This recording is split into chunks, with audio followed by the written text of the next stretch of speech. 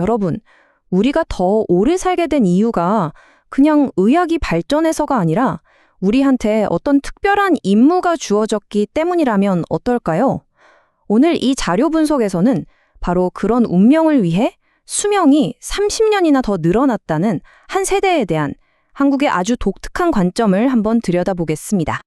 자, 본격적으로 파고들기 전에 이 질문 한번 생각해 보시죠. 만약 여러분의 삶이 그냥 어쩌다 길어진 게 아니라 무언가를 꼭 이뤄내라고 주어진 시간이라면 어떠실 것 같으세요? 바로 이 질문이 오늘 우리가 할 이야기의 가장 중요한 열쇠가 됩니다. 자, 그럼 이 이야기의 주인공들을 한번 만나볼까요? 원본 자료에서 화자가 아날로그 세대라고 부르는 바로 그 사람들입니다. 이 아날로그 세대가 대체 누구일까요? 자료에 따르면요, 이분들은 디지털 시대가 오기 전에 어린 시절을 보낸 지금의 50대 한국인들을 말해요. 근데 진짜 중요한 건 그게 아니에요. 이 자료에 따르면 이분들이 바로 역사적으로 어마어마한 의미를 가진 한민족의 마지막 순수 혈통이라는 겁니다. 좀 놀랍죠? 여기서부터 아주 중요한 비유가 하나 나오는데요. 인류 전체를 말이죠. 하나의 커다란 나무라고 생각해 보는 거예요. 이 거대한 나무에서 아날로그 세대는 바로 모든 것의 기반이 되는 뿌리 역할을 하도록 태어났다고 설명하고 있습니다. 그렇다면 이 뿌리 역할을 맡은 세대의 삶, 그 전반부는 어땠을까요? 자료를 보면요. 이 시기는 뭔가를 만들어내는 시간이 아니었다고 해요. 오로지 준비하고 또 흡수하기 위한 기간이었다는 거죠. 네, 맞아요. 무려 인생의 70%입니다. 근데 놀라운 건 이 기나긴 70%의 시간이 뭔가를 창조하기 위해서가 아니라 세상의 모든 걸 그냥 스펀지처럼 빨아들이기 위한 시간이었다고 자료는 설명합니다. 자, 그럼 아까 그 나무 비유로 다시 돌아가 볼까요? 이 관점에 따르면 전 세계의 다른 모든 민족들, 그러니까 나무의 가지들이 인류의 모든 지식과 에너지를 끊임없이 만들어냈다고 해요. 그리고 그렇게 만들어진 모든 지식과 에너지는 나무의 줄기를 타고 어디로 갔을까요? 바로 단 한 곳, 그 뿌리를 향해서 쉴 새 없이 흘러 들어갔다는 겁니다. 그리고 마침내 이 모든 것들이 도착한 곳, 바로 뿌리, 즉 아날로그 세대의 역할이 여기서 드러납니다. 그들의 임무는요, 인류가 쌓아 올린 이 모든 지혜를 스스로는 아무것도 만들어내지 않으면서 그저 온전히 받아들이고 흡수하는 것이었다는 거죠.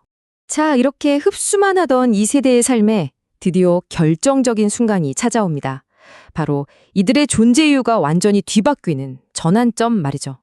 이 슬라이드를 보시면 그들의 삶이 어떻게 구성되어 있는지 한눈에 보입니다. 0세부터 49살까지는 위대한 흡수의 시간, 그리고 딱 50세가 되는 순간, 이때가 바로 전환점이라는 겁니다. 끝이 아니라 진짜 삶과 사명이 시작되는 거죠. 그리고 50세부터 80세, 아니 그 이상까지 이제는 인류를 위해 일하는 위대한 기여의 시간이 시작된다는 겁니다. 그리고 이 50세라는 전환점이 단순히 개인의 나이가 드는 걸 의미하는 게 아닙니다. 자료에서는 이걸 후천개벽이라고 부르는데요. 말 그대로 인류의 새로운 시대가 열리는 시점이라는 거예요. 그리고 바로 이 아날로그 세대가 그 새로운 시대를 열어야 할 책임을 지고 있다는 거죠.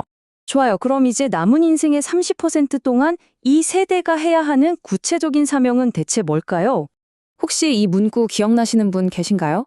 우리는 민족 중흥의 역사적 사명을 띠고 이 땅에 태어났다. 자료에 따르면요, 이 세대는 어릴 때부터 이 국민교육 헌장을 배우면서 자랐다고 해요. 자신도 모르게 운명과 어떤 공동의 목적의식을 마음속에 품게 된 거죠. 자, 그들의 새로운 사명은 이 세 단계로 요약할 수 있습니다. 첫째, 이제 배우고 받아들이는 흡수는 끝났다는 것. 둘째, 그동안 흡수한 걸 바탕으로 인류를 위한 새로운 이념, 여기서 말하는 정법, 즉 바른 길을 생산해야 한다는 겁니다. 그리고 마지막으로 그렇게 만들어낸 새로운 길을 다음 세대에게 보여주면서 인류 전체를 이끌어야 한다는 거죠. 여기서부터 이야기가 한층 더 흥미로워집니다. 이 세대가 앞으로 어떤 선택을 하느냐가 그들의 건강, 그리고 더 길어진 수명과 직접적으로 연결되어 있다는 주장이거든요. 자료에서는 명확하게 두 가지 길을 보여줍니다. 하나는 오직 나, 개인의 이익만을 생각하는 사적인 삶. 다른 하나는 인류 전체의 이익을 위해 헌신하는 공적인 삶. 이 주장의 핵심은 이겁니다. 어떤 길을 선택하느냐, 어떤 마음으로 사느냐가 곧바로 내 몸의 건강 상태로 이어진다는 거예요. 이 타인을 위한 삶, 즉 공적인 삶의 바탕이 되는 철학을 바로 공도사상이라고 합니다. 말 그대로 공적인 길을 가야 한다는 생각이죠. 내 삶의 목적이 사적인 이익 추구가 아니라 공공의 선을 이루는 데 있다는 새로운 시대의 핵심 원리라고 할 수 있겠습니다. 네, 바로 이겁니다. 이 자료가 말하고자 하는 가장 핵심적인 주장이에요. 이 세대가 80세를 넘어 건강하게 오래 살 수 있는 이유가 뭐냐? 그건 바로 인류를 위한 이 엄청난 사명을 완수할 시간이 필요하기 때문이라는 겁니다. 즉, 건강이 목적이 아니라 사명을 따를 때 주어지는 결과라는 거죠. 그리고 이 모든 이야기는 결국 한국 철학의 가장 중요한 개념 중 하나인 홍익인간이라는 말로 귀결됩니다. 널리 인간을 이롭게 하라. 이것이야말로 그들이 부여받은 궁극적인 사명이라는 뜻이겠죠. 자, 오늘 이 독특한 관점을 쭉 따라와 봤는데요. 결국 이 질문 앞에 서게 되는 것 같습니다. 만약 여러분에게 아무 조건 없이 30년이라는 시간이 그냥 더 주어진다면 그 시간으로 무엇을 하시겠습니까? 우리 모두 한 번쯤 깊이 생각해 볼 만한 질문이 아닐까 싶네요.